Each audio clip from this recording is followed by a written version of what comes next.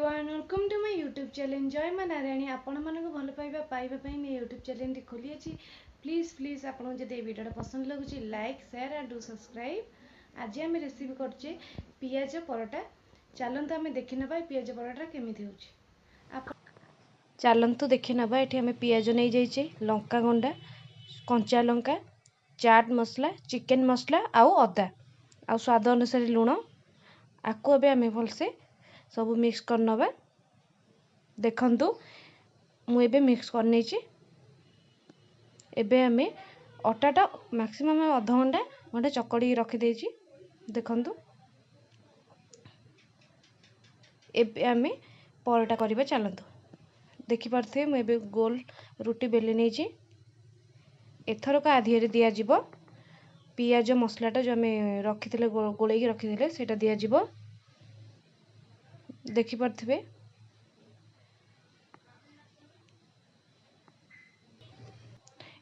परोटा सेप आम दे दबा।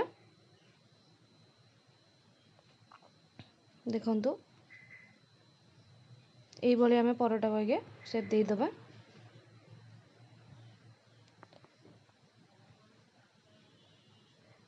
आमे एथरा को अटा पके बेली नहीं जिबा। देखंतु बेली नबा। एठी मो बेली नहीं सारची परोटाटा। एबे आमे को भलसे सेकी नबा। देखि पारथिबे एठी मु एबे सेकी सारलेनी। आपण आदरे रिफाइन देलो नहल नहीं दे परिबे चाहिए आपण घी भी दे परिबे। देखंतु आउ गोटे मुठी कर साइलेनी।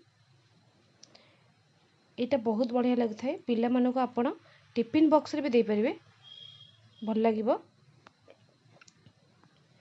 देखि पारथिबे एटा हे गेलानी। प्लीज घरे बनांतु केमिति लागिला मते जणांतु कमेंट सेक्शन ने। देखि पारथिबे एबे मु डालमा सहा को सर्व करची। आपण चाहिले टमाटो सॉस सहित भी सर्व पिला मानको दे परिबे। देखि पारथिबे केते बढ़िया केते डिलीशियस लागुची। यदि आपको ये वीडियो पसंद लगुच please please like and share and do subscribe. Thank you for watching.